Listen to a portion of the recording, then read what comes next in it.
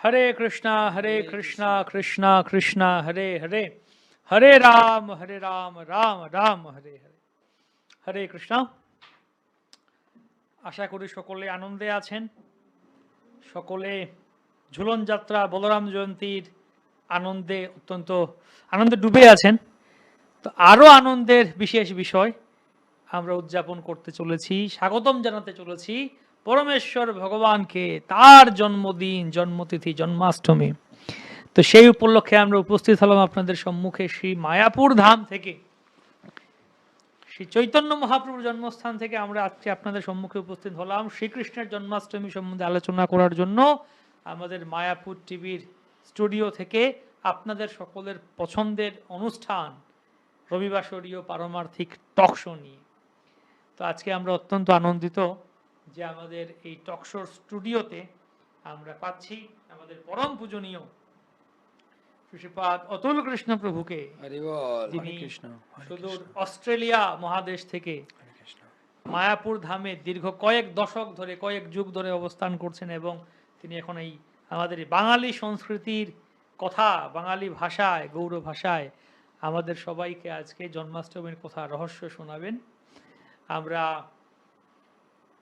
অত্যন্ত আনন্দিত যে আজকের এই টক শোতে বিশেষ অতিথি রূপে আমরা পাচ্ছি আপনাদের সকলের, আমাদের সকলের অত্যন্ত পছন্দের একজন ব্যক্তিত্ব, শ্রীপাদ পদ্মনেত্র প্রভুকে, যাকে আমরা আগেও টক শোতে পেয়েছিলাম বেশ কয়েকবার। বিভিন্ন কথা প্রভুর সুন্দর বাংলা পদ্যাকারে উনি মহাপ্রভুর কথা, কৃষ্ণের কথা আমাদের শুনিয়ে থাকেন। আজকেও প্রভু আমাদের অত্যন্ত সুন্দর সুন্দর কিছু কথা শোনাবেন, মধুর কথা ভগবানের। আর আমাদের এই টক শোর প্রাণ স্বরূপ, যার অধ্যক্ষতায় আমরা সবাই কানেক্টেড আছি, যুক্ত আছি, আপনারা আমরা সবাই, পরম পূজনীয় শ্রী শ্রীমৎ ভক্তি বিজয় ভাগবত স্বামী মহারাজকে আমরা স্বাগতম জানাচ্ছি। তো মহারাজকে জিজ্ঞেস করি, মহারাজ কেমন লাগছে এই ঝুলন যাত্রা, তারপরে বলরাম জয়ন্তী কেমন কাটছে? মানে আপনাদেরকে ব্যস্ত রাখছি। সবে কালকেই ঝুলন যাত্রা শেষ হয়েছে, জানি না অনেকের বাড়িতে শেষ হয়েছে বা গুটিয়েছেন কিনা।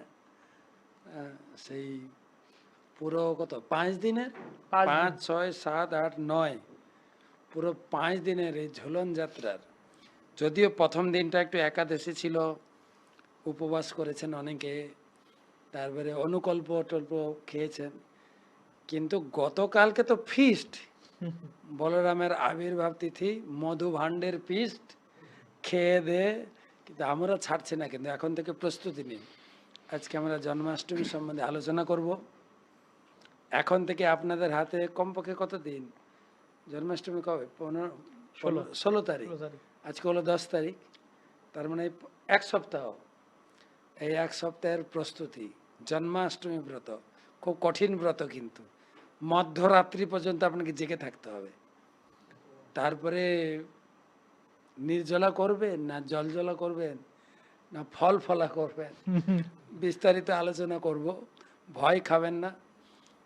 আর বৃষ্টি বাদলার দিন, ঠান্ডা, সময়টা কেটেও যাবে। আর ভগবানের কৃপায়, ভগবানের অনুপ্রেরণায়, কারণ শাস্ত্রে বলা হয়েছে যে কলিযুগে যুগ ধর্ম নাম সংকীর্তন, কৃষ্ণ শক্তি বিনা নহে তার প্রবর্তন। ভগবান কৃষ্ণ এবং ভক্তিময়ী ভক্তি শক্তি রাধারানীর কৃপায় এই ব্রত আমরা করতে পারবো। তো সবসময় আনন্দে থাকুন। বলরাম জয়ন্তী গেল, এখন কৃষ্ণ আনন্দে, কৃষ্ণ জন্মাষ্টমীর আনন্দের প্রস্তুতি, কিভাবে জন্মাষ্টমী ব্রত পালন করব, মঠ মন্দিরে কিভাবে পালন হয়, আর আমরা বাড়িতে কিভাবে করব, এই বিষয়ে বিস্তারিত আমাদের সঙ্গে রয়েছেন শ্রীপাদ পদ্মনেত্র প্রভু। আমাদের বৃহৎ প্রকল্প যে নামহট্ট প্রচার, শিল ভক্তিবিনোদ ঠাকুরের প্রতিষ্ঠিত নামহট্ট প্রচার, যেটা স্বয়ং প্রবর্তন করেছিলেন নিত্যানন্দ প্রভু। নদিয়া গদ্রুমে নিত্যানন্দ মহাজন পাতি আছে নামহট্ট, সে নামহট্ট অফিস খুলেছিলেন, নামহট্ট প্রচার কার্যক্রম শুরু করেছিলেন গদ্রুম দ্বীপে নিত্যানন্দ প্রভু। কালের প্রভাবে সেই ধারার ঊর্ধ্ব হয়ে যায়, পুনরায় ভক্তিবিনোদ ঠাকুর তার পুনঃ প্রবর্তন করলেন, সেও ধারা ধীরে ধীরে রুদ্ধ হয়ে যায়। কিন্তু আমাদের ইস্কন প্রতিষ্ঠাতা আচার্য কৃষ্ণকৃপা আশ্রমূর্তি ছিল অভয় চরণারবিন্দ ভক্তি বেদান্ত স্বামী ছিল প্রভুপাদ, তাকে আবার পুনঃ সংস্কার দিলেন। আর তার উপযুক্ত এবং বিশিষ্ট শিষ্য, তার কৃপাধন ছিল জয়পতাকা স্বামী গুরু মহারাজ। সেই নামহট্ট প্রচারের হাল ধরলেন তিনি, এবং তারই কৃপাধন্য শ্রীপাদ পদ্মনেত্র প্রভু নামহট্টের কয়েকজন কর্মকর্তার মধ্যে একজন বিশিষ্ট কর্মকর্তা, রিজিওনাল কো ডাইরেক্টর, কয়েকটা জেলা দায়িত্বে রয়েছেন। প্রত্যেকটা বাড়ি ঘুরে ঘুরে, পায়ে হেঁটে ঘুরে ঘুরে, হাতে করে শেখানোর মতো ভক্তি করবেন। তো ওনাকে আমরা এনেছি, আর ওনার সান্নিধ্য পেয়েছি। বাড়ি বাড়ি কিভাবে জন্মাষ্টমী করার শিক্ষা দেন। আমাদের এই স্টুডিওর সঙ্গে অনেকে যুক্ত, কয়েক হাজার লোক।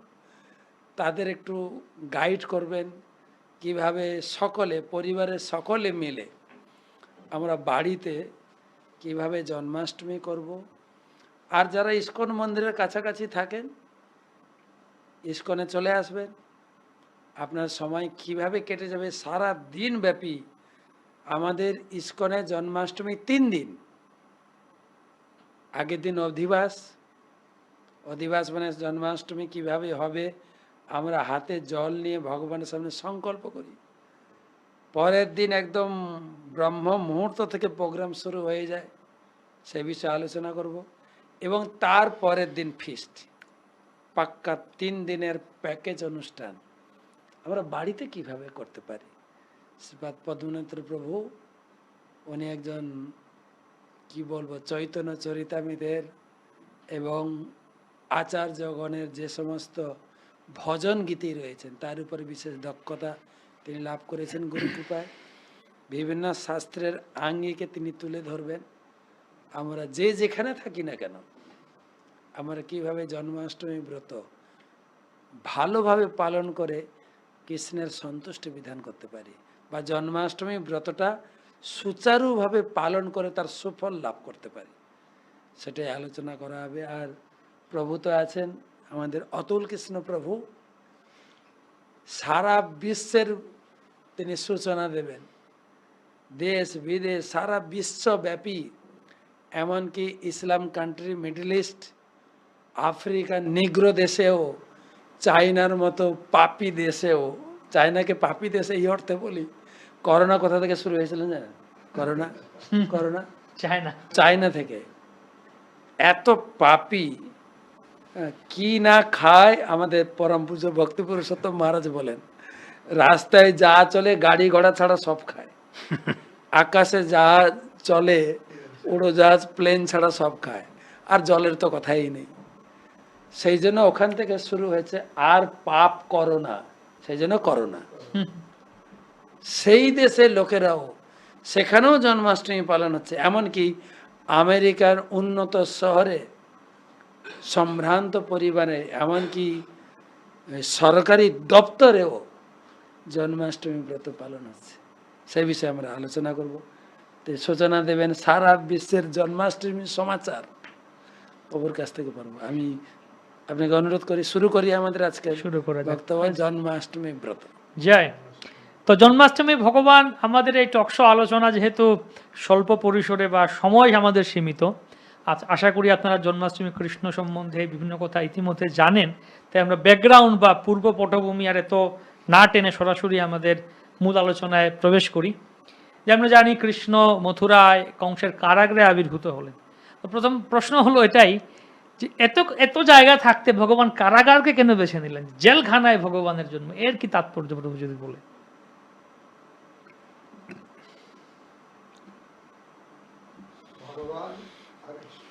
ভগবান এসেছেন, যে কোনো জায়গায় আসেন সেই জায়গাটাই পবিত্র। ওনার জন্য কোনো জায়গা দ্বারা অপেক্ষা রাখে না। তবে ভগবান কারাগারে এসেছেন, আর আমরাও সবাই কারাগারেই আছি। আমরা যদি কারাগার থেকে মুক্ত করার জন্য কাউকে তো কারাগারে আসতেই হয়, ধরুন কাউকে জেলখানায় আছে, সেখান থেকে আমি হাত ধরে বের করে নেব, তাহলে সেই কারাগারে এসে তাকে বের করতে হবে। ভগবান লীলাবিলাস করার জন্য বিভিন্ন জায়গায় আবির্ভূত হন, বিভিন্ন জায়গায় লীলাবিলাস করেন। আবির্ভূত হয়েছেন কারাগারে, বদ্ধ জীবকে কারাগার থেকে মুক্ত করার জন্য আবির্ভূত হলেন কারাগারে, কিন্তু পরবর্তীকালে তো ব্রজধামে চলে যে লুটু লুটু দধি মাখন খায়, গোয়াল বালক সঙ্গ ধেনু চড়ায়, দিব্য লীলা বিলাস করলেন। যদিও ভগবানের আবির্ভাব এক স্বরূপে কারাগারে, আর এক স্বরূপে ওনার আবির্ভাব যশোদার ঘরে, যেটা আচার্যরা সিদ্ধান্ত করেছেন স্বয়ং কৃষ্ণ তিনি ব্রজধামে এসেছেন।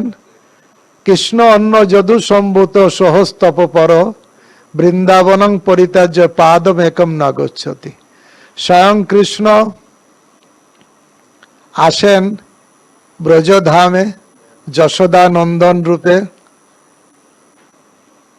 আর অংশ কৃষ্ণ মথুরার কারাগারে এসেছেন। আর অংশ কৃষ্ণের কাজ হচ্ছে পরিত্রাণায় সাধুনাং বিনাশায় চ দুষ্কৃতাম ধর্ম সংস্থাপনার্থায় সম্ভবামি যুগে যুগে।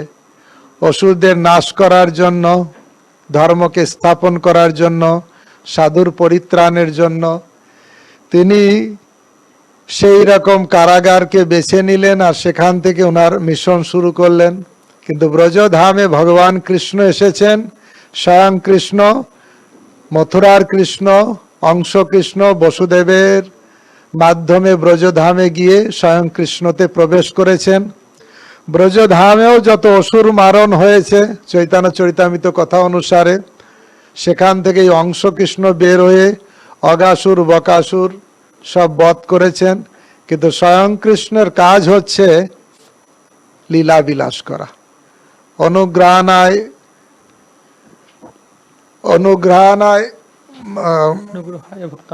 অনুগ্রহানায় ভক্তানাং মানুষিং তনুমাশ্রিত ভজতে তাদিসং ক্রীড়া যা শ্রুত্তা তৎপর ভবেত। ভগবানের আবির্ভূত হওয়ার কারণ হচ্ছে অনুগ্রহানায় ভক্তানাং, ভক্তদের অনুগ্রহ করার জন্য, ভক্তদের প্রীতিবিধান করার জন্য, ভক্তদের আনন্দ বিধান করার জন্য। ভজতে তাদিসং ক্রীড়া, এত সুন্দর লীলা বিলাস করেন যা শ্রুত্তা, যা শ্রবণ করে জগতের মানুষ উদ্ধার পেয়ে যায়। দুটো কারণে ভগবানের আবির্ভাব, অনেক কারণ আছে, দুটো কারণ। এক হচ্ছে রসিক শেখর কৃষ্ণ পরম করুণ, এই দুই গুণ হইতে ইচ্ছার উদ্গম। ভগবান হচ্ছে রসিক শেখর, রস আস্বাদন করতে ভালোবাসেন, আর পরম করুণ, তিনি করুণাময়। এই দুই গুণ হইতে ইচ্ছার উদ্গম, এই দুই গুণের মাধ্যমে প্রভাবিত হয়ে ভগবান এই জগতে আবির্ভূত হন। রসিক শেখর তিনি আবির্ভূত হয়ে ভক্ত সঙ্গে রস আস্বাদন করেন। কৃষ্ণের যতেক লীলা সর্বোত্তম নরলীলা, নরবপু তাহার স্বরূপ, গোপবেশ বেণুকর নবকিশোর নটবর, লীলা তত্ত্ব হয় অনুরূপ। ভগবানের মৎস্য কুর্ম বরাহ যত যত অবতার আছে, সব থেকে শ্রেষ্ঠ যেখানে রসিক শেখর, সে হচ্ছে কৃষ্ণ। কৃষ্ণ রূপে যখন তিনি মনুষ্য রূপে লীলা বিলাস করেন, মানুষিং তনুমাশ্রিত। কৃষ্ণের যতেক লীলা সর্বোত্তম নরলীলা। রসিক শেখর রস আস্বাদন করেন ভক্ত সঙ্গে। পরম করুণ, করুণা হয় কি করে, করুণা পরায়ণ কি করে হলেন? ভজতে তাদের সঙ্গ ক্রীড়া, এত সুন্দর লীলা বিলাস করেন যা শ্রুত্তা, যা শ্রবণ করে আমরা উদ্ধার পেতে পাই। ভগবান যদি না আসতেন, আমরা বসে বসে কার লীলা শুনতাম? চোরের লীলা, ডাকাতের লীলা, তাতে কি লাভ হতো? এই জন্য ভগবান আসলেন বলে এই যে জন্মাষ্টমী উপলক্ষে এই যে টক শো, এই যে কথা আলোচনা হচ্ছে, আপনারা যে যেখানে আছেন সেখান থেকে শ্রবণ করার সুযোগ পাচ্ছেন। কি কথা? কৃষ্ণ কথা। আর শ্রবণং মঙ্গলম, শ্রবণ করলেই যে যেখানে থেকে টক শো শ্রবণ করবেন তারই মঙ্গল হবে। সে দেশ দেশান্তরে যেখানে আছেন, মিডিয়ার মাধ্যমে এখন কত সুযোগ, এই আচার্যরা বা ভগবান এইসব পন্থা উত্থাপন করেন যাতে মানুষের কাছে শ্রবণের সুযোগ হয়। তাই ভগবান যদি জগতে না আসতেন, আবির্ভূত না হতেন, লীলাবিলাস না করতেন, আমরা কার কথা শুনতাম আর কি করে উদ্ধার পেতাম? এই শুধু শ্রবণের মাধ্যমেই আমরা জগৎ থেকে উদ্ধার পেতে পারি। সেই জন্য ভগবান এসেছেন কারাগারে, আলাদা আলাদা মিশন, ব্রজধামেও এসেছেন, আলাদা আলাদা প্রোগ্রাম, সব কিছুর একটাই উদ্দেশ্য, আমাদেরকে এই কারাগার থেকে মুক্ত করার জন্য। জয়। হরি হরি বল, জয়। গীতায় ভগবান নিজে বলছেন যে অজ অপি, আমার জন্ম হয় না, আমি অজ। অজ অপি সন অব্যয়াত্মা ভূতানাম ঈশ্বর অপি, আমি সমস্ত ভূতের ঈশ্বর, আমার দেহ অব্যয়, কিন্তু আমি এই জগতে জন্মগ্রহণ করি কেন না, জগতের প্রতি যখন আমার আত্মমায়া প্রকৃতিম সাম অধিষ্ঠায় সম্ভবামি আত্মমায়া। আত্মমায়া। আত্মমায়া মানে আমার ভক্তরা যখন এই জগতে কষ্ট পায়, তাদের প্রতি মায়া জন্মায়, তখন আমি চলে আসি। প্রভু একটা ভালো কথা বলেন, আমাদেরকে জেল থেকে উদ্ধার করার জন্য ভগবান জেলে এসেছে। বাহ, দারুণ ব্যাপার। লোকের মনে প্রশ্ন জাগে, ভগবান জন্মগ্রহণ করেন মন্দিরে, ধামে, কিন্তু প্রভু আরেকটা কথা বলেছেন, তিনি যেখানে জন্মগ্রহণ করেন ওইটাই ধামে পরিণত হয়। ধামে ভগবানকে আসতে হবে না, ভগবানের জন্মস্থানটাই ধামে পরিণত হয়। খুব ভালো, ধন্যবাদ। কত সুন্দর! ভগবানের কি দয়া, অভূতপূর্ব অপূর্ব দয়া, যে জেলখানায় ভগবান আবির্ভূত হয়েছেন আমাদেরকে জেলখানা থেকে উদ্ধার করার জন্য। যাবো শ্রীপাদ অতুল কৃষ্ণ প্রভুর কাছে। এই কৃষ্ণের তো অনেক অবতার, ভগবানের অনেক অবতার আছে, বিভিন্ন অবতার দেখতে পাই। তো কৃষ্ণ অবতারের কি বিশেষত্ব আছে বা কেন স্বয়ং ভগবান বলা হচ্ছে? হরে কৃষ্ণ, খুব সুন্দর প্রশ্ন, খুব সুন্দর বিষয়। আজকে ভগবান শ্রীকৃষ্ণের জন্মাষ্টমী মহামহোৎসব উপলক্ষে ইসকনে সারা পৃথিবী, সারা পৃথিবী, সারা বছরে এই জন্মাষ্টমী মহামহোৎসব আমাদের সবচেয়ে গুরুত্বপূর্ণ মহামহোৎসব, এবং আমরা জন্মাষ্টমীর জন্য সবচেয়ে লম্বা উপবাস করি, সবচেয়ে লম্বা লম্বা দুপুর রাত পর্যন্ত। ভগবান শ্রীকৃষ্ণের বিশেষ বিলক্ষণ আছে রূপ শিক্ষা। চৈতন্য মহাপ্রভু নিজে শিখাইছেন রূপ গোস্বামী প্রভুপাদকে, যে গোকুলে কেবল রতে ঐশ্বর্য জ্ঞানহীন, পুরী দ্বারে বৈকুণ্ঠ আদে ঐশ্বর্য জ্ঞান প্রবীণ। যে আমরা শুনেছি প্রভু বলছেন মথুরা কৃষ্ণলীলা, দ্বারকাও কৃষ্ণলীলা আছে দুই, সেখানে তো ভক্তদের ভাব আছে, উপলব্ধি আছে যে শ্রীকৃষ্ণ হচ্ছে ভগবান, ভগবান স্বয়ং পরম পুরুষোত্তম। পুরী দ্বারে বৈকুণ্ঠ আদে ঐশ্বর্য জ্ঞান প্রবীণ, সেখানে লোকজন ভক্তদের উপলব্ধি আছে যে ভগবান শ্রীকৃষ্ণ হচ্ছে ভগবান স্বয়ং ভগবান। তবু গোকুলে কেবল বৃন্দাবনে সেখানে ভক্তদের তাদের উপলব্ধি নেই যে শ্রীকৃষ্ণ হচ্ছে ভগবান। সে কারণে ওনারা ভগবান শ্রীকৃষ্ণকে ভালোবাসেন, ওনারা অনেকে ভালোবাসেন যেভাবে উনি বংশী বাজায়, যেভাবে উনি কথা বলেন, যেভাবে উনি অমৃতময় ব্যবহার করেন তাদের সঙ্গে। এটা বিশেষ বিশেষ ভাব ব্রজধামে, যেখানে ভক্তদের ওনারা জানে না যে কৃষ্ণ হচ্ছে স্বয়ং ভগবান। আর সমস্ত অবতার ভগবানের অবতার, আর সব জায়গায় যেখানে ভগবান অবতীর্ণ হয়েছে সেখানে সেই ঐশ্বর্য জ্ঞান যে উনি হচ্ছে স্বয়ং কৃষ্ণ, স্বয়ং ভগবান পরম পুরুষোত্তম, সেই হচ্ছে ভগবানের। আর অনেক অনেক অসীম আনন্দ গুণ আছে, অখিল রস অমৃতমূর্তি। রূপ গোস্বামী বলছেন যে ভগবান শ্রীকৃষ্ণ অবতার সব বিভিন্ন রস দেখা যায়, বিভিন্ন ভাবে শ্রীকৃষ্ণের সঙ্গে প্রেম উন্নত করা যায়, বাৎসল্য ভাব, শাক্য ভাব, মধুর্য ভাব। এভাবে আমরা উপলব্ধি করি যে ভগবান শ্রীকৃষ্ণ হচ্ছে স্বয়ং ভগবান, এবং শ্রীকৃষ্ণের জন্মাষ্টমী মহামহোৎসব আমাদের সবচেয়ে গুরুত্বপূর্ণ মহামহোৎসব। ভাগবতে বা বিভিন্ন বেদ পুরাণে, বিশেষ করে ব্রহ্ম সংহিতায় ব্রহ্মা প্রতিপন্ন করছেন ঈশ্বর পরম কৃষ্ণ সৎ চিত আনন্দ। ব্রহ্মাজি এটাকে প্রতিষ্ঠা করেছেন যে কৃষ্ণ হচ্ছেন পরম ঈশ্বর, ঈশ্বর পরম কৃষ্ণ সচ্চিত আনন্দ বিগ্রহ, অনাদির আদি, তিনি স্রষ্টা। এই জগৎকে, জগৎ সৃষ্টির আগেও তিনি ছিলেন। অনাদির আদি গোবিন্দ, সর্ব কারণ কারণ, সমস্ত কিছুর পিছনে তিনারই হাত রয়েছে কারণ। এবং সুত গোস্বামীও বললেন, এতে চাংস কলাপুংস কৃষ্ণস্তু ভগবান স্বয়ং। কৃষ্ণ স্বয়ং ভগবান, এবং বাকি ভগবানের যত আমাদের অবতার রয়েছে, অবতার এবং কলা কৃষ্ণের প্রকাশ, কিন্তু কৃষ্ণ স্বয়ং ভগবান। বিভিন্ন শাস্ত্রে এর প্রমাণ করা হয়েছে। চৈতন্য চরিতামৃতে একলা ঈশ্বর কৃষ্ণ আর সব ভৃত্য, চাকর, যারে জইছে নাচায় সে তৈছে করে নিত্য। তো আপনার কত প্রমাণ দরকার যে কৃষ্ণ স্বয়ং ভগবান? ভুরি ভুরি শাস্ত্রে একটাই কথা, গীতা পড়ার আগে যখন গীতা মাহাত্ম্য লোকে পড়ে, গীতা মাহাত্ম্য তো স্পষ্ট লিখলেন, একম শাস্ত্রম দেবকী পুত্র গীতম, যে আমাদের সনাতন ধর্মে একটাই শাস্ত্র, দেবকী পুত্রের গীতি, যেটা ভগবদ গীতা। সেই গীতা পড়ে কি জানবেন? এক দেব, একজনই আমাদের দেবতাকে দেবকী দেবকী পুত্র। আর দেবকী পুত্রকে পূজা করার একটাই মন্ত্র, এক মন্ত্র, নামানি জানি। আর সবার ডিউটি বা কর্তব্য হচ্ছে একটাই, তস্য দেবস্য সেবা, কর্ম অপি একটাই কর্ম। শাস্ত্রে ভুরি ভুরি প্রমাণ। কৃষ্ণ যে স্বয়ং ভগবান আলাদা করে প্রমাণ করতে হবে না, প্রমাণিত ভগবান।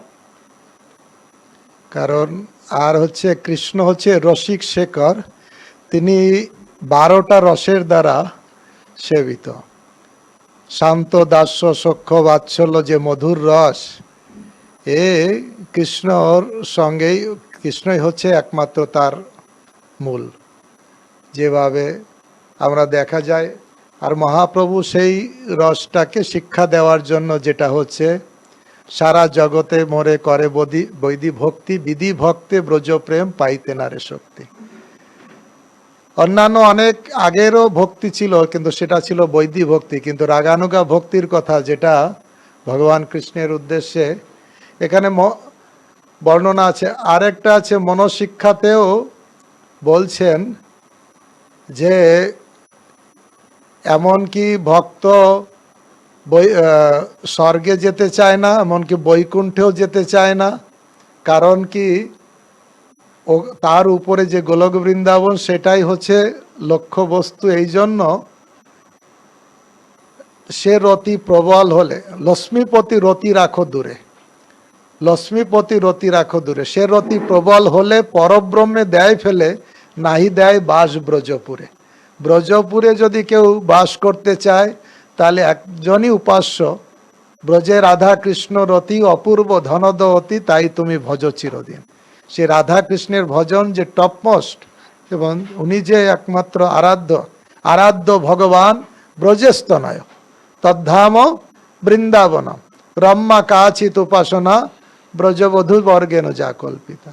এ হচ্ছে আচার্যদের সিদ্ধান্ত বা গৌড়ীয় সিদ্ধান্ত। কৃষ্ণস্তু ভগবান। বাহ, কৃষ্ণ যে স্বয়ং ভগবান, সেই কথা আমরা আমাদের এই আলোচনার মাধ্যমে আরো স্পষ্ট হলো এবং আরো সিদ্ধান্ত স্থাপিত হলো। তো আমরা কৃষ্ণের জন্মাষ্টমী সারা বিশ্বে উদযাপিত হচ্ছে,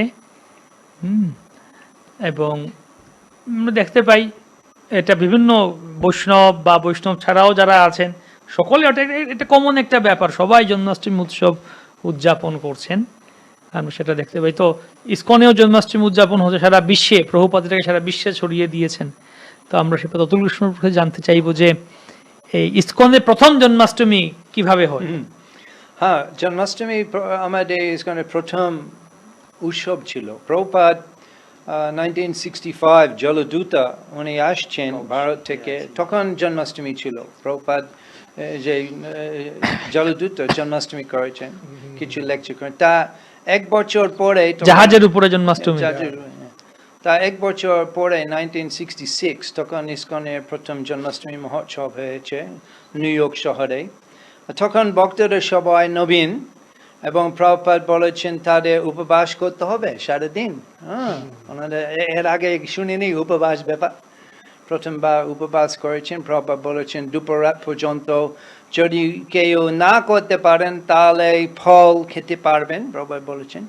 এবং ভক্তদের সারাদিন সেখানে প্রথম ইসকন কেন্দ্র 26 সেকেন্ড অ্যাভিনিউ নিউ ইয়র্ক শহরে ওনারা সারাদিন বসেছিলেন এবং পাঠ করছিলেন। তখন কৃষ্ণ বই ছিল না, তখন গীতা, তবু ওনারা পাঠ করছিলেন এবং রাত্রে কীর্তন পাঠ, কৃষ্ণ কথা, এবং রাত্রে ওনারা প্রসাদ পেয়েছেন দুপুর রাত্রে প্রভুপাদ।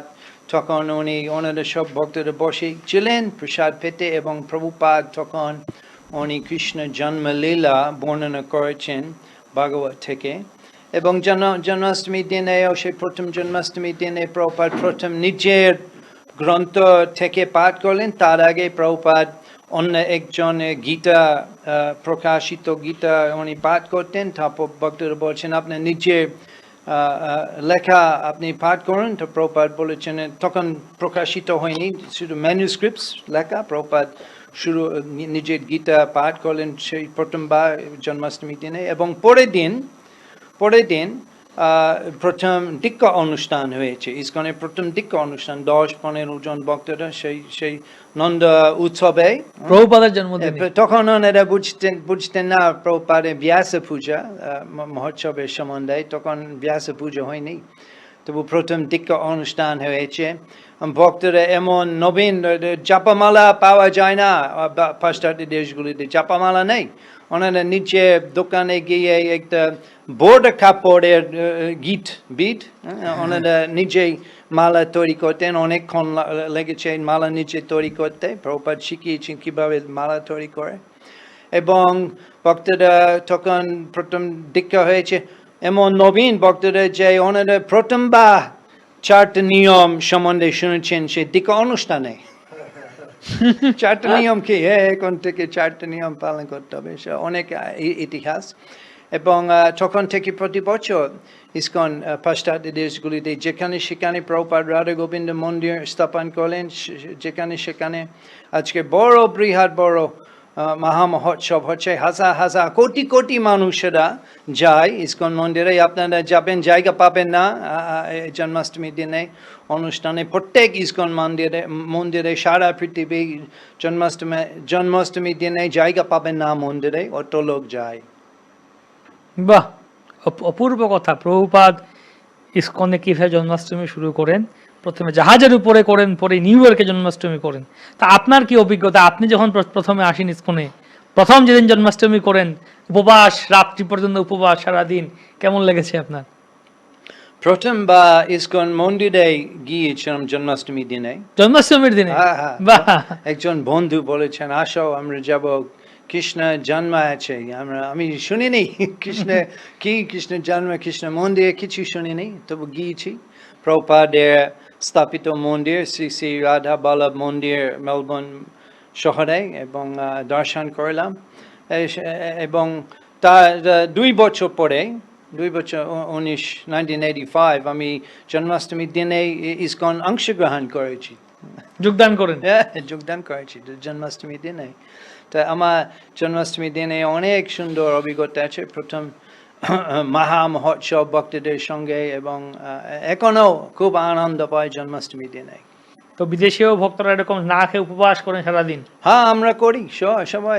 প্রভুপাদ চেয়েছেন নবীন ভক্তরা প্রথম কথা শুনেছেন উপবাস সম্বন্ধে। প্রভুপাদ বলছেন আমরা ভালোভাবে উপবাস করি, এবং সেভাবে আমরা এভাবে দিন খুব সুমঙ্গল হয় এবং কৃষ্ণের আশীর্বাদ পায় উপবাস করার ফলে। সেভাবে কৃষ্ণ সন্তুষ্ট হন। আমরা তো দেখতে পাই, আমরা তো দেখি, আচ্ছা, ভারতে যারা ইসকনে বা ভক্তিতে যুক্ত হয়েছেন, এর আগেও আমরা শুনে আসছি জন্মাষ্টমী একটা কালচার আছে, অনেকে দেখি উপবাস। তা আপনাদের ওখানে বা পাশ্চাত্যে বা বিশেষ করে সনাতন সংস্কৃতি ছাড়া, যেমন খ্রিস্ট ধর্ম আছে, বা তাদেরও কি উপবাসের কনসেপ্ট আছে, যে খ্রিস্টিয়ান ধর্মে উপবাস আছে, ফাস্টিং আছে? বিভিন্ন ধর্মে বিভিন্ন উপলব্ধি আছে, তবু আমি জানি না মানে বিভিন্ন পরম্পরা সম্প্রদায় ওনারা উপবাস করেন খ্রিস্টান ধর্ম, এবং আমি জানি না, আমার মনে হয় ওনারা ক্রিসমাস ডে ওনারা উপবাস করে না, এটা করেন না। না করে না। এটা বিশেষ করে আমাদের বৈষ্ণবের সংস্কৃতি, এবং আমরা এখন প্রভুপাদের কৃপায় সারা পৃথিবী বিদেশি লোক এবং ভারতীয় যারা থাকেন বিভিন্ন দেশে, পাশ্চাত্য দেশগুলিতে, ওনারাও সবাই আসেন মন্দিরে। ভক্ত বা শুধু এমনি ভারতীয় লোক সবাই কৃষ্ণ কৃপা লাগবে চাই কৃষ্ণ জন্মাষ্টমী দিনে, সেই জন্য হাজার হাজার কোটি মানুষেরা আসেন ইস্কন মন্দিরে জন্মাষ্টমী দিনে সারা পৃথিবী। বাহ, অসাধারণ কথা। অনেকে আমাকে প্রশ্ন করে যে ভগবান জন্মতিথি আনন্দ করব, খাবো, নাচবো, এই উপবাসটা আপনাদের সব ভালো, এই উপবাসটা একটু বেশি বেশি, জানি না কার কি। বাচ্চার জন্মদিনে বেশি খাওয়া দাওয়া, ঘরে উৎসব হবে, খাওয়া ঘরে দাওয়া। উৎসব হবে, রান্না বান্না বেশি হবে। আমি যতটুকু গুরুবর্গের কাছে শুনেছি, যেটা আমি লোককে বলি, যেটা আমাদের গুরুবর্গ বলেন, উপবাস মানে কাছে ভগবানের নিকটে বাস। ওই দিন ভগবানের নাম জপ করা, ভগবানের পূজা করা, ভগবানের জন্য সিঙ্গার করা, ভগবানের নাম প্রচার করা, এত ব্যস্ত থাকে খাওয়া দাওয়ার কথা ভুলে যায়, আর খাওয়া দাওয়ার সময় থাকে না। এটা একটা বড় জিনিস, সেই জন্য উপবাস। আরেকটা, উপবাসে শরীর ভালো থাকে। হ্যাঁ, আমাদের সপ্তাহে সোম থেকে শুক্রবার শনিবার ডিউটি করি, সানডে ছুটি বা স্যাটারডে ছুটি, সেই জন্য ভগবান এসেছেন পেটকে একটু ছুটি দেওয়ার জন্য, বিশ্রাম। ভগবান তপস্যার জীবন। আমরা ছোটবেলা থেকে একটা কথা শুনে এসেছি, কষ্ট না করলে কেষ্ট পাওয়া যায় না। কষ্ট করে, আর কিন্তু বাস্তবিক পক্ষে কষ্ট না, কিন্তু হরি কথামৃত, হরি নাম, ভক্ত সঙ্গ, ভগবানের বিভিন্ন রকম অনুষ্ঠানে ভক্তরা এত মত্ত থাকে, তারা খাওয়া দাওয়ার কথা ভুলে যায়। এমনকি মধ্যরাত্রে যখন অভিষেক হয়, অভিষেকের পরে চরণামিতে খাবে, তার প্রসাদ খাও, ভক্তরা বলে না আর প্রসাদ খাবো না, আর এই কয়েকটা সময় কাটিয়ে দিই সকালে। উপবাসটা অনেকের কাছে আনন্দের। কিছু ভক্ত মনে করে উপবাসের কথা শুনলে, হ্যাঁ ঠিক আছে, আজকে খাওয়া দাওয়ার ঝামেলা নেই, বাথরুমে যাওয়ার ঝামেলা নেই, সারাদিন জপ করবো, বাস। আবার সেবাও করছে কিছু ভক্ত দেখি, মানে এই সেবা ওই সেবা না খেয়ে একদম আনন্দে, আনন্দে আনন্দে তার শরীরে যেন একটা কৃষ্ণ শক্তির আবেশ এসে যায়। এত কাজ করে ভক্তরা, দায়িত্ব নিয়ে। বাহ, আমরা জন্মাষ্টমীর এই উপবাসের কথা সেটা শুনলাম, উপবাস নিয়ে। এটা আমি আসলে এর পরের প্রশ্ন এটাই করতে চাইছিলাম, কিন্তু মহারাজ প্রশ্নটা নিয়ে এলেন, খুব সুন্দর। তো এই জন্মাষ্টমী আমরা দেখতে পাই যে ঐতিহ্যগত হয়ে পালিত হয়ে আসছে সারা বিশ্বে, মানে এটা একটা সনাতন কালচার, সনাতন সংস্কৃতি ছিল। প্রভুপাদ সেটা ছড়িয়ে দিয়েছেন। প্রভু বললেন যে এমনকি জাহাজেও প্রভুপাদ করেছেন, এবং জাহাজের ক্রু সবাইকে প্রভুপাদের ভগবানের কথা শুনিয়েছেন। এই উৎসব আদি পালন করার মাধ্যমে প্রভুপাদ আমাদের বিশেষ বিশেষ ব্যাপার শিখিয়েছেন। তো বিশেষ করে জন্মাষ্টমীর দিনে আমাদের যে চেতনা বা আমাদের চিন্তা ভাবনা কেমন হওয়া উচিত? আসলে জন্মাষ্টমীর দিনটা কি চিন্তা করে কাটানো উচিত সারাদিন? আসলে জন্মাষ্টমীতে ভগবান আবির্ভূত হয়েছেন, দেবকীর হৃদয়ে থেকে ভগবান কৃষ্ণ প্রকট হয়েছে। আসলে আমাদেরও হৃদয়ে যাতে ভগবানের আবির্ভাব ঘটে, সেটারই প্রচেষ্টা করা দরকার। কিভাবে চেতনাতে আমরা ভগবান কৃষ্ণকে আনতে পারি, সেই চেতনাটাকে ডেভেলপ করা দরকার। চিন্তা ভাবনাতে ভগবান সেখানে প্রবেশ করবে। যদি আমরা একটু আগে মহারাজ বলছিলেন যে শ্রবণ কীর্তনে ভক্তরা ব্যস্ত থাকে বলে খাওয়ার কথাই মনে থাকে না, তা আসলে উপবাস বা করার একটাই মেন উদ্দেশ্য, যেটা কিভাবে আমরা সম্পূর্ণভাবে কৃষ্ণ ভাবনাময় থাকব। আর তার জন্য শ্রবণ, কীর্তন, সেবা সব কাজ দিয়ে যেন ভগবান আমার হৃদয়ে আছেন। ভক্তের হৃদয়ে ভগবানই থাকেন কখন? যখন সেই হৃদয়টা কৃষ্ণ ভাবনাময় থাকেন। তোমার হৃদয়ে সদা গোবিন্দ বিশ্রাম। তা হৃদয়কে গোবিন্দকে আনতে গেলে এই প্রচেষ্টা সবসময় আমরা হরি কথা শুনবো, হরিনাম কীর্তন শুনবো, ভগবানের সেবাতে নিজেকে যুক্ত রাখবো। এটা না হলে হয় না। কারণ চেতনা যতক্ষণ কৃষ্ণ ভাবনাময় না হবে, বাইরের ব্যাপারটাকে তত বেশি অত গুরুত্ব নয়। এই জন্য চেতনাকে শুদ্ধ করার জন্য যা শ্রবণ, কীর্তন, স্মরণ, বন্দন, পাদ সেবন, অর্চন, দাস্য, সখ্য, আত্মনিবেদন, যেসব ভক্তির অঙ্গগুলো দেওয়া হয়েছে, সেইগুলো অঙ্গ বেশি করে যাজন করা দরকার, যাতে হৃদয়ে কৃষ্ণ আবির্ভূত হন। প্রভুপাদ তাৎপর্যেও লিখেছেন যে দেবকীর হৃদয়ে আবির্ভূত হয়েছেন, সেখানে কাম, ক্রোধ, 6 রিপু আগে কংস 6 পুত্রকে মেরে দিয়েছে, আর তারপরে সেখানে বলরাম এসেছেন, জায়গাটাকে শুদ্ধ করেছেন, তারপরে কৃষ্ণের আবির্ভাব হয়েছে সেই দেবকীর হৃদয়ে। তার আগে কামক্রোধ গিয়েছে। তা কামক্রোধও যাবে যদি আমরা শ্রবণ, কীর্তন, মনশিক্ষাতে রঘুনাথ দাস গোস্বামী বলছেন, কাম, ক্রোধ, লোভ, মোহ, মদ, মাৎসর্যতা সহ জীবের জীবন পথে বসি, অসৎ চেষ্টা রজ্জু ফাঁসে, পথিকের ধর্ম নাশে, প্রাণ লয়ে করে কষাকষি। এই প্রাণ নিয়ে কষাকষি করে এই 6 জন ডাকাত। আমরা যদি কৃষ্ণ ভক্তি করতে যাই, 6 জন ডাকাত নষ্ট করে দেয়। এখন এক থেকে রক্ষা পাওয়ার জন্য আর কিছু না বলিয়া বৈষ্ণবের নাম লইয়া ফুকারিয়া ডাকো উচ্চরায়। বৈষ্ণব সঙ্গে যখন আমরা হরি কথা শ্রবণ কীর্তন করব, তাহলে কাম ক্রোধের হাত থেকে মুক্ত হব, হৃদয় কৃষ্ণ ভাবনাময় হবে। নরোত্তম দাস ঠাকুর প্রেম ভক্তি চন্দ্রিকায় লিখছেন, কি বা করিতে পারে কাম ক্রোধ সাধকেরে, যদি হয় সাধুজনার সঙ্গ। যদি সাধুজনার সঙ্গ হয়, তাহলে কাম ক্রোধ কি করতে পারে? এই জন্য মহারাজ প্রথমে একটা কথা বললেন, যেসব ভক্তরা মন্দিরের ধারে কাছে আছে, তারা মন্দিরে আসবে, বেশি করে একসঙ্গে সাধুসঙ্গ শ্রবণ কীর্তন করবে, ভগবানের সেবা করবে। তাতে কি হবে? কলৌ সঙ্গ শক্তি একসঙ্গে এসে মন্দিরের সেবা, হরিকথা, হরি কীর্তনের মাধ্যমে পুরো কৃষ্ণময় থাকবে, যেখানে কাম ক্রোধের কোনো বালাই থাকবে না। আর সেটাই হচ্ছে কৃষ্ণের আবির্ভাব। যদি সংক্ষেপে বলা যায়, প্রত্যেকের জন্য একটাই বিধান।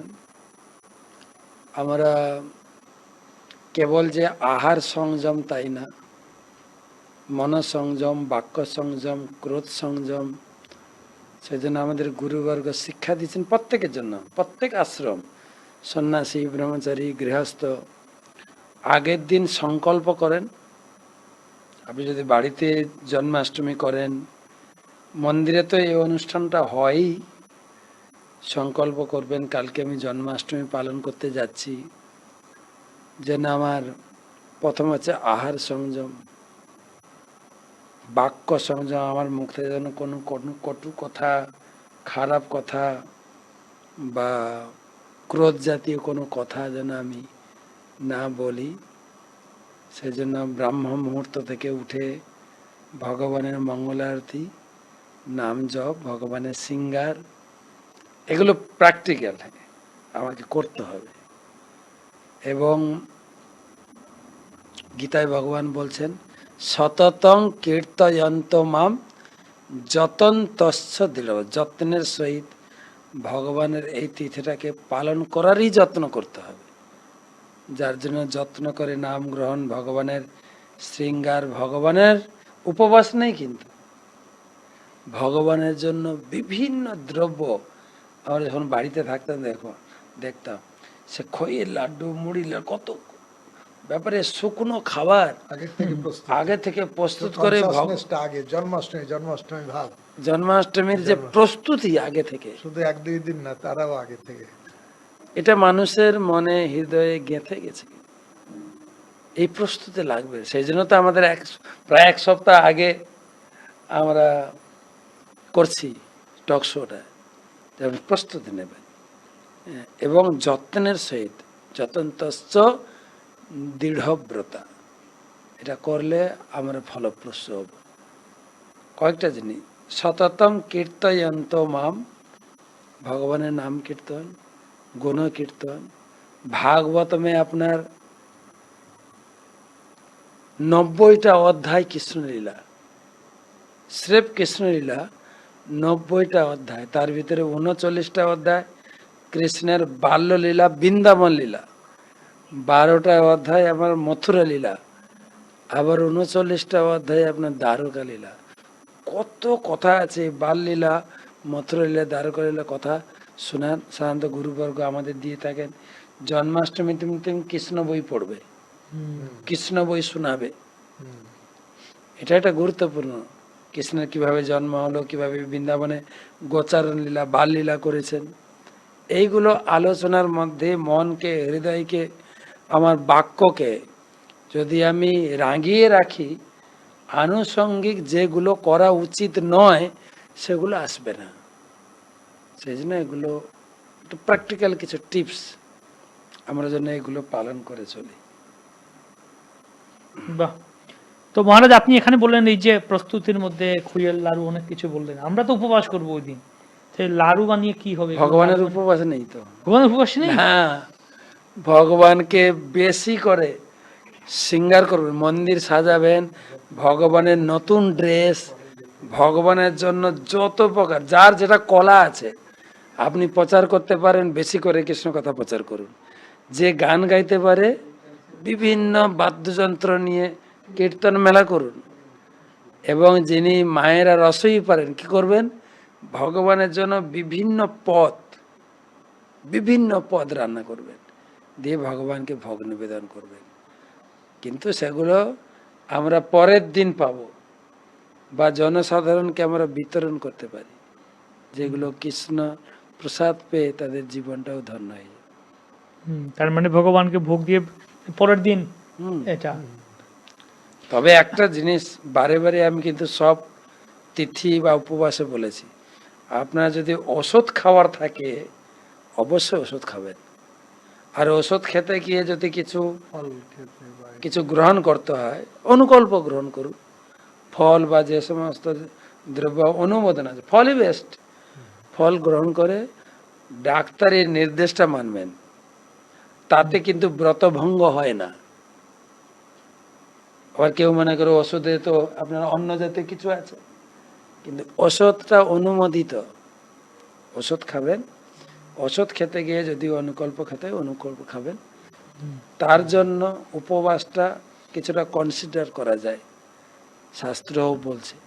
তো সেই জন্য কেউ জোর করে ওষুধ বন্ধ করে একদম নির্জলা না, পরে আবার অসুস্থ হয়ে পড়বে, সেটাও আমরা বলে দিচ্ছি ক্লিয়ার করে, সেটা মেনে চলবে। তো আমরা খুব সুন্দর তত্ত্ব সিদ্ধান্ত জানছি। আরেকটা কথা যেটা অনেকের মধ্যে একটা থাকবে, এবার একটু কনফিউশন থাকে, যে জন্মাষ্টমী আমরা পালন করবো 16 তারিখ, 17 তারিখ হচ্ছে শিল প্রভুপাদের আবির্ভাব তিথি, ব্যাস পূজা উদযাপন করবো আমরা। যদিও এটা নিয়ে আলোচনা করবো আমরা পরে, সেটাও শোনাবো আমরা শিল প্রভুপাদের আবির্ভাব তিথি সম্বন্ধে পরবর্তী টক শো পড়বে। কিন্তু প্রশ্ন হচ্ছে যে আগের দিন আমরা উপবাস করবো জন্মাষ্টমীর, পরের দিন আবার প্রভুপাদের ব্যাস পূজার উপবাস 12টা পর্যন্ত, তাহলে ওইটা কিভাবে হবে? তাহলে খাবো না আমরা একদম 12টার পরে গ্রহণ করবো, নাকি পারণ আবার না করলে কিভাবে হবে? আপনি শুধু খাই প্রথম থেকে অন্যগত প্রাণ, মহারাজ না খেলে তো অবস্থা খারাপ। মানে সবার জন্য বলছেন কি খাবো?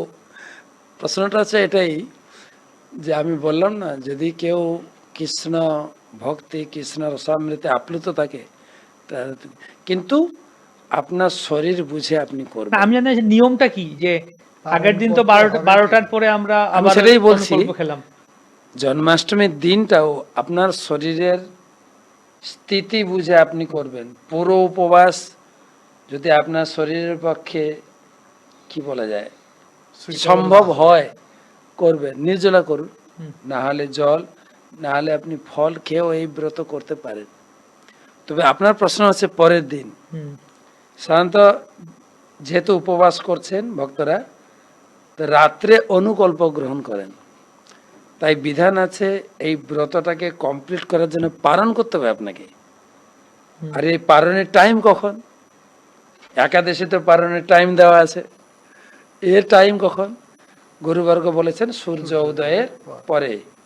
হুম, এবার সূর্য উদয়ের পরে, যেহেতু রাত 12টায় ভক্তরা খাওয়া দাওয়া করে, সূর্য উদয়ের পরে এক দানা অনুকল্প গ্রহণ করে আবার সেই একাদশী ব্রতটাকে সম্পূর্ণ করে বহুপদের জন্য আবার দুপুর 12টা পর্যন্ত উপবাস। 12টা পর্যন্ত তেমন কিছু নয়, হ্যাঁ, সাধারণত একই নিয়ম। সকাল থেকে ভগবানের মঙ্গল আরতি, সিঙ্গার আরতি, ভাগবত ক্লাস, 10টা থেকে প্রভুপাদের গুণকীর্তন, গুরু গুরু গুরু বন্দনা, হুম, তারপরে পুষ্পাঞ্জলি দিয়ে অভিষেক, পুষ্পাঞ্জলি। এবারে নন্দ উৎসব প্রভুপাদের জন্য দুটো অ্যাড হচ্ছে, হুম, সেই জন্য বিশাল আকারে ফিস্ট। এখানে অনুকল্প না, এখানে বৃহৎ কল্প, একদম ছানা সবজি থেকে অন্ন, ডাল, সবজি সব থাকবে। ভোগ নিবেদন করে তারপরে প্রসাদ বিতরণ। এখানে যদি কেউ যদি মনে করে যে না আমি তাহলে আর আগের দিন একদম অনুকল্প করে জন্মাষ্টমী করেছি, আমি একদম পরদিন দুপুর 12টার পরে একসাথে অন্ন নেবো, আর সকালবেলা আর সকালে পারণটা করতে হবে। পরে পারণ আমি বলছি যে সাধারণত এক দানা জগন্নাথ প্রসাদ, চাল মহাপ্রসাদ দিয়ে, মানে দুটো উপবাসের পালন একসাথে হবে না 12টার পর। না, এই পারণটা করে তারপরে আরেকটা ব্রত ধরি আমরা, যেটা আমাদের গুরুবর কাছে শিখেছি, হুম, সেটাই। বাহ। তো আমরা সেটা শুনছি, আমরা শেষের দিকে আসছি আলোচনার। তো এখন কিছু অনেক কথা হয়েছে, এবার কিছু সুন্দর কথা শুনি। যে আপনার একটা প্রিয় লীলা বলুন কৃষ্ণের। ভগবান অনেক লীলা আছে, আপনার সব থেকে প্রিয় কোনটা? ভগবান কৃষ্ণের তো অনন্ত লীলা আছে, সব লীলাই খুব আকর্ষণীয়, কিন্তু ভগবানের বর্ণনা করতে যে বলা হচ্ছে যে ভগবান যখন গোষ্ঠে যেতেন আর যাওয়ার সময় ভাগবতে বর্ণনা আছে যে গোয়াল বালকরা প্রথমে যখন গোষ্ঠে যেতে যাবেন, গোয়াল বালকরা ডাকতে এসেছে, তার যশোদা মা ছাড়তে চায় না, আর তখন বালকরা বলছে আরে আরে গোপাল তুই না গেলে দেখ সব বাছুর সব রাস্তায় দাঁড়িয়ে আছে, আমরা যখন যাই তখন পিছনে ফিরে ফিরে দেখে যে গোপাল আসছে কিনা, তুই যদি যাস তাহলে বাছুরগুলো যাবে, নাই তো কেউ যেতে চায় না। অনেক কষ্টে সবাই রাখাল বালকরা, বলরাম সব যশোদা মায়ের কাছে অনুমতি নেয়। তবে কৃষ্ণকে নিয়ে যখন গোচারণে যায়, ভাগবতে বর্ণনা আছে সব সখাগণ চলে, আর বিভিন্ন উপর দিয়ে পাখিরা যায়, সেই পাখিদের ছায়া পড়ে, সেই অনুসারে তারা দৌড়দৌড়ি করে। কোনো রাখাল বালক এসে সুন্দর ফুল নিয়ে, তারপরে কচি পাতা নিয়ে কৃষ্ণকে সাজায়। এইভাবে সাজায়, এইভাবে সুন্দর লীলা করতে করতে যায়। আবার কেউ কেউ আবার দৌড়ে বলে আমি আগে কৃষ্ণকে ছোব, দৌড়ে যেয়ে কেউ কৃষ্ণকে বলে আমি আগে টাচ করেছি। এইভাবে দিব্য লীলা বিলাস করতে করতে যখন যায়, একদিনের ঘটনা, যেদিন অগাসুর বধ হয়েছে। অগাসুর বধ হওয়ার পরে আমরা জানি যে ডিটেলসে যাচ্ছি না, অগাসুরের পেটের ভিতরে সবাই ছিল, তারপরে বের করে এনেছে সবাই, অচেতন আবার চেতন ফিরিয়েছে কৃষ্ণ। এখন বলছে কৃষ্ণ তুমি তো অগাসুরকে মারলে, আমাদের পেটে আর একটা অগাসুর আছে, কি আমাদের ক্ষুধা, একে এখন হয়তো আমরা একটু খাবো। তখন সবাই পুটলি নিয়ে খাবে, খাওয়ার জন্য রেডি হয়েছে। কোন জায়গায় বসে খাবে দেখছে বাছুরগুলো এমন এক জায়গায় ছেড়ে দিতে হবে যাতে কচি ঘাস পায়। ওরা কচি ঘাস খাচ্ছে, পাশে জলাশয় আছে, জল খেতে পারবে। আর এরকম জায়গা দেখে বাছুরগুলোকে ছেড়ে দেওয়া হয়েছে। আর গোয়াল বালকরা যে যার পুটলি নিয়ে পুটলি থেকে খাবার বের করছে, তারা খাবে। এখন কৃষ্ণ মাঝখানে বসেছে, সব গোয়াল বালকরা চারিদিকে বসেছে। প্রত্যেকে তার এই কটরি থেকে কি বলে পুটলি। পুটলি থেকে তার খাবার বের করেছে। পুটলিগুলো এরকম ভাবে সাজানো থাকে, এখানে একটা পুটলি, এখানে একটা পুটলি, তাহলে এখানে দিলে দুই সাইডে ঠিক থাকবে, আচ্ছা, ব্যালেন্স থাকবে। আর যখন কোথাও অনেক সময় গাছে ঝুলিয়ে রাখবে, এরকম ঝুলিয়ে রাখতো, বট গাছে বা বিভিন্ন জায়গায় ঝুলে। খাওয়ার সময় সবাই পুটলি খুলছে। এখন খুলতে খুলতে প্রত্যেকেই যে যার পুটলি খুলে খাচ্ছে। কৃষ্ণ হচ্ছে মাঝখানে আর সবাই চারিদিকে ঘুরে বসেছে। কিন্তু অদ্ভুত লীলা হচ্ছে এখানে যে প্রত্যেকেই কৃষ্ণের মুখমণ্ডল দর্শন করছেন। যে কৃষ্ণের পিছন দিকেও আছে সেও দেখছে কৃষ্ণকে দেখতে পাচ্ছে। কৃষ্ণ আমার দিকে তাকিয়ে কৃষ্ণ আমার দিকে তাকিয়ে আছে, কৃষ্ণ আমার দিকে তাকিয়ে, প্রত্যেকেই দেখছেন। এই অদ্ভুত লীলা হয়েছিল চৈতন্য চরিতামৃতে, যেখানে যখন রথের সামনে 7টা দলে মহাপ্রভু কীর্তন করছেন, রাজা প্রতাপরুদ্র দেখছেন প্রত্যেকটা দলে মহাপ্রভু আছেন। একটা দল মনে করছে মহাপ্রভু তো সবসময় আমার দলে আছে, দুঃখ কিসের, অন্য দলে যাচ্ছে না। তো এরকম সব দলে, যেমন রাসলীলায় প্রত্যেক গোপী দেখছেন আমার সঙ্গে, সখারা চারিদিকে বসে আছে, সবাই দেখছে কৃষ্ণ আমার দিকেই মুখ করে আছে।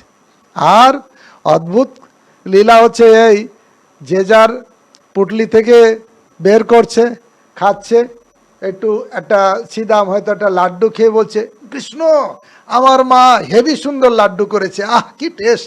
সঙ্গে সঙ্গে কৃষ্ণ যে তার গলা টিপে ধরছে, এই বের করো বের করো। তখন এই মুখ থেকে ওই হাফ লাড্ডু বের করেছে, কৃষ্ণ সেই মুখে মুখ লাগিয়ে খাচ্ছে সেই লাড্ডুটা এটো। আর এই দেখে তো ব্রহ্মার মাথা খারাপ হয়ে গেছে। এই গোচারণে এই লীলাটা আমার অনেক ভালো লাগে। যে হ্যাঁ, কত বনে ছুটাছুটি, প্রভুপাদ লিখছেন, কত বনে ছুটাছুটি, বনে খাই লুটাপুটি, সেই দিন কবে হবে মোর। নরোত্তম দাস ঠাকুর বলছেন, সেই হরি বলবো আর মতন মোহন হেরিব গো, সেই কীর্তনে যে একটা জায়গায় লিখছেন, বিপিনে বিনোদ খেলা, সঙ্গেতে রাখালের মেলা, তাদেরও চরণ ধুলি মাখিব গো। হরে কৃষ্ণ। বাহ, এটার সঙ্গে আর একটু জুড়ে দিই, আমি যেটা বলি, প্রভুর যে এই গোচারণ লীলা অপূর্ব মাধুর্য। তো অঘাসুর বধ হয়ে গেল, সবাই নিজের নিজের পুটলি খুলে খাচ্ছেন, খাচ্ছে, খেয়ে দেখছে হেভি টেস্ট, আমার মা কত সুন্দর লাড্ডু বানিয়েছে, কানাই তুমি খাও। সবাই কানাইকে শেয়ার করে খাচ্ছে সবাই, আর কানাইও আনন্দে সবার এঁঠো খাচ্ছে। খাচ্ছে। কানাই দেখছেন সবাই শেয়ার করছেন। আমি সবাইকে বলি, দেখো ওনাদের মা কিন্তু বলে দেয়নি, ওনাদের মা বলে তবে সবাই শেয়ার করে খাবে। বর্তমানে আমাদের মারা বলে দেয়, তোর টিফিন কাউকে দিবি না, কারোরটা খাবি না। কিন্তু তাদের মা এরকম স্বার্থপর ছিলেন না, সব সখারা মিলেমিশে খাচ্ছেন। কানাই দেখছেন সবাই শেয়ার করছে, একজন শেয়ার করেনি, মধুমঙ্গল। ও একটু পেটুক, পাতলা ছেলে, বেশি খায়। ও বাড়ি থেকে নিয়ে এসছে ঘোল। ও দেখছে যে কানাইয়ের সামনে থাকলে তো আমাকে শেয়ার করতে হবে, কানাইয়ের পিছনে চলে গেছে, পুরো ঘোলটা মুখের ভিতরে ঢুকিয়েছে, আর মুখটা পুরো ভরেছে, না পারছে গিলতে, গিলতে গেলে পিচ করে একটু বেরিয়ে যাবে, কিন্তু সেটাও ছাড়তে চাইছে না, গিলতেও পারছে না, ছাড়তেও পারছে না, ফেলতেও পারছে না। কানাই বলছে সব সখারা আমাকে শেয়ার করলো, মধুমঙ্গল কোথায়? কানাই তো জানেন কোথায় আছে মধুমঙ্গল, পেছনে। কানাই কি করেছেন, মধুমঙ্গল তো এরকম বসে যাও, কানাই কি করেছেন, মুখটা সেট করেছেন মধুমঙ্গলের মুখে, সেট করেছেন, মধুমঙ্গল এরকম বসে যাও, পুরো মধুমঙ্গলের মুখের ঘোল কানাইয়ের মুখের ভিতরে শুধু না, কানাইয়ের মুখ পুরা ছড়িয়ে গেছে, কানাই চেটে মোটে খাচ্ছে, চেটে মোটে খাচ্ছে। এই হচ্ছে কৃষ্ণ লীলার মাধুর্য। বৃন্দাবন লীলা, মথুরা লীলা বা দ্বারকা তো আরো গৃহস্থ লীলা, ছেলে মেয়ে সংসার স্ত্রী নিয়ে, আর এক একটা বিয়ের যে তকমা কি বল, নমামি ঈশ্বরম সচ্চিত আনন্দ আনন্দ রূপ। আর ওই পদের তৃতীয় পদে বলা আছে যে তৃতীয় পদটা কি যেন, লসৎ ইতি দীক্ষ লীলাভি আনন্দ কুণ্ডে। তিনি নিজে আনন্দময় পুরুষ, আনন্দে সবসময় মাতিয়ে রাখতেন। একটা প্রশ্ন আছে, কৃষ্ণ তো এখন নেই, কৃষ্ণ আছেন কৃষ্ণ নেই, তাহলে আমরা কি করে আনন্দ পাবো? সেই জন্য গীতায় ভগবান বললেন, আমি যা আনন্দময় লীলা করে রেখেছি সেগুলো বই থেকে পড়ো। জন্ম কর্ম চমে দিব্যম এবং কৃষ্ণ নেই, কিন্তু কৃষ্ণ থাকার সময়ও যশোদা মা কৃষ্ণের কথা শুনতে বেশি ভালোবাসতেন। সেখানে আচার্যরা বলছেন যশোদা মায়ের ঘরে কৃষ্ণ আছে, কৃষ্ণের সঙ্গে কত লীলা হচ্ছে, কিন্তু তবুও যশোদা মা অপেক্ষা করে থাকতো গোপীরা এসে কি উলানা দেবে, কি কমপ্লেন বলবে, আমার গোপাল আজকে কি করেছে। এখানে আচার্যরা সিদ্ধান্ত করছেন কৃষ্ণ সঙ্গে থেকে যে আনন্দ যশোদা মায়ের, তার থেকে বেশি আনন্দের জন্য অপেক্ষা করত গোপীরা এসে তাদের বাড়িতে আমার গোপাল কি কি করেছে সেটা শোনার জন্য। কৃষ্ণলীলা, কৃষ্ণলীলা, সেই জন্য সিদ্ধান্ত করছেন কৃষ্ণ লীলাতে যে আনন্দ, তার থেকে বেশি আনন্দ কৃষ্ণলীলা শ্রবণের মাধ্যমে, যা যশোদা মা নিজে আস্বাদন। ভাদ্র পূর্ণিমা চলছে কিন্তু, হ্যাঁ সবাই ভাগবত নিয়ে যাবে। পুরো ভাগবতম, বিশেষ করে দশম স্কন্ধে 90টা অধ্যায় আছে কৃষ্ণলীলার উপরে। 39টা অধ্যায় বাল্যলীলা, 12টা অধ্যায় মথুরা লীলা, আর 39টা অধ্যায় হচ্ছে দ্বারকা লীলা। পুরো ভরপুর। আমাদের ব্যাসদেব বললেন, পিবত ভাগবত রস বড়া, রসমালাই, রসে ভরা ভাগবত। তো একটা কথা বলে রাখি, কততম জন্মাষ্টমী পালন করবে? হয় না, আমাদের নিজেদের জন্মদিনে যদি আমার 10 বছর হয়, 10টা মোমবাতি জ্বালিয়ে এক ফুঁতে নিমাতে হবে। তো প্রশ্ন আছে, আমরা কততম জন্মাষ্টমী পালন করব? সেই সংখ্যাটা আপনারা মনে রাখবেন। একবার যদি এই ম্যাথামেটিক্স ক্যালকুলেশনটা নিয়ে নেন, তাহলে আর কোনোদিন ভুলবেন না। কৃষ্ণ এসেছেন দাপরের শেষে। কৃষ্ণ এই জগতে ছিলেন 125 বছর। 25 বছর। কৃষ্ণ চলে যাওয়ার পরে কলিযুগ শুরু হয়েছে। কলিযুগে 3101 বছর পরে যীশু খ্রিস্ট জন্মেছেন। তাহলে কথা হলো 3101 আর 125, 125 যোগ করবেন। আর এখন কত সাল চলছে, কত খ্রিস্টাব্দে চলছে? 2025 যোগ করে দেন, তিনটা কত দাঁড়াচ্ছে? 125, 3101 আর 2025 কত দাঁড়াচ্ছে? 5251। 5251তম জন্মাষ্টমী উৎসব পালিত হচ্ছে। এইটুকু মনে রাখবেন কিন্তু, 5251।